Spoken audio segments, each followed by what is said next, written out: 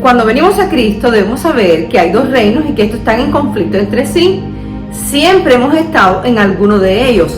Antes estábamos en el reino de las tinieblas y lo supiéramos o no, Satanás era nuestro padre. Estamos ministrando a un pueblo y estamos bajo un ataque continuo del reino de las tinieblas. No esperemos a ser la próxima víctima para abrir los ojos. Si creamos una estrategia para llevar a cabo la gran comisión, deberíamos hacer lo mismo para librar la guerra espiritual. Hola, Dios te bendiga. Mi nombre es Mabel de Armas y esto es Enfoque Bíblico.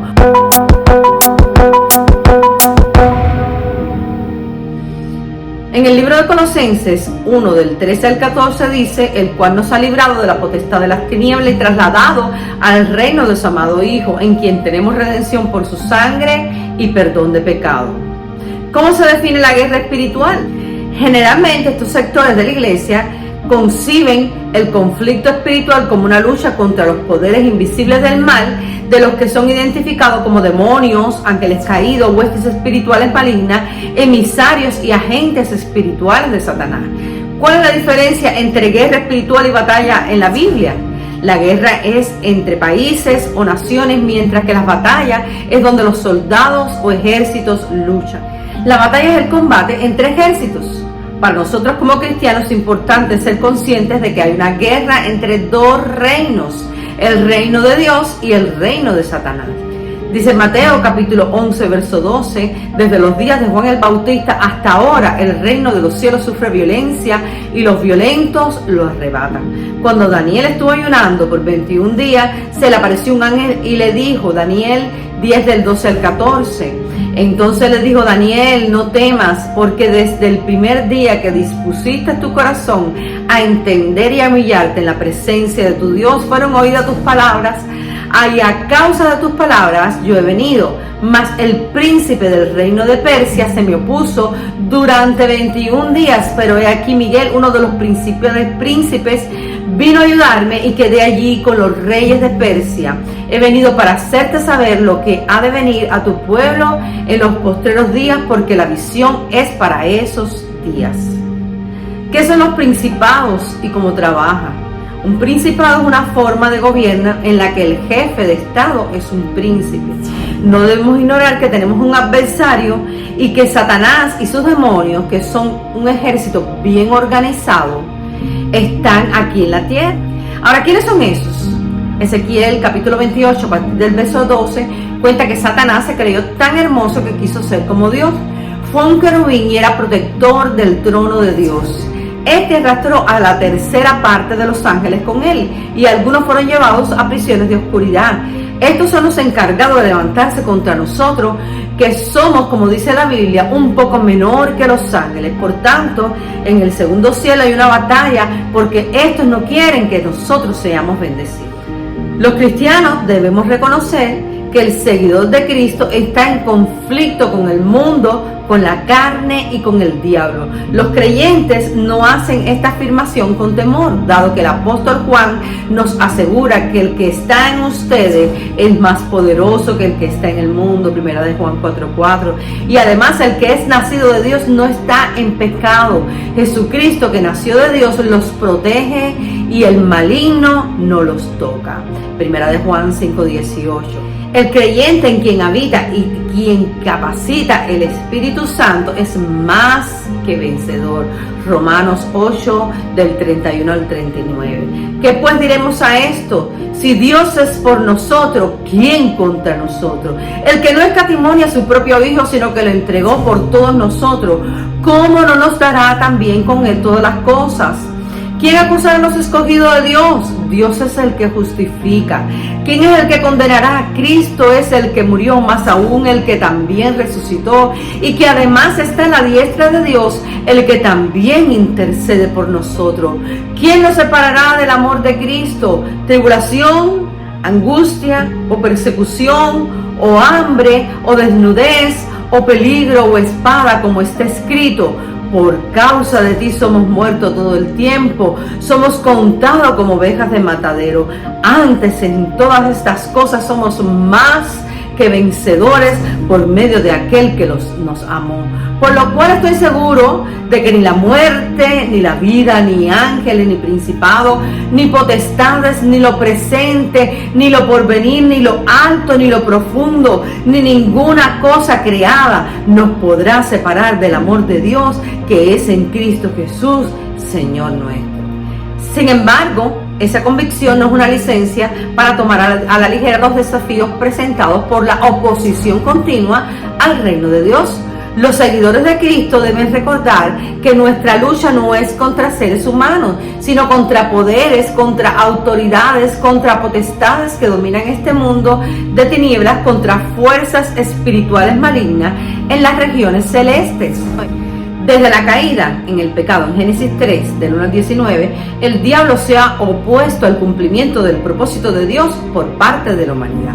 La perversión, el mal encauzamiento y el trastorno del amor hacia Dios y hacia el prójimo es una apertura que el diablo usa para atormentar a la humanidad y para crear la guerra que continúa hasta el día de hoy.